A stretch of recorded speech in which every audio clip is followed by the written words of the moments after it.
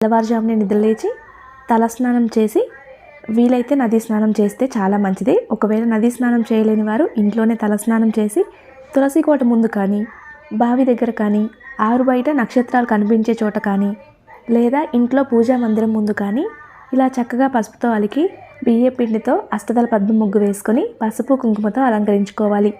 ఈ రోజున పూజ చేసుకుంటే కార్తీక మాసం మొత్తం కూడా పూజ చేసినంత ఫలితం లభిస్తుంది. కార్తీక మాసం చివరి రోజు అంటే కార్తీక శుద్ధ అమావాస్య. కానీ మనం దీపాన్ని మహాలక్ష్మిగా భావిస్తాము.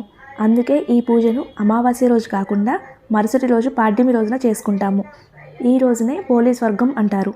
ఎవరైతే ఈ పోలీ పాడ్యమి రోజున దీపాలను నీటిలో వదిలి పోలీ స్వర్గం కథ వింటారో లేదా చదువుతారో వారికి స్వర్గలోక ప్రాప్తి కలుగుతుంది అని చెప్తారు.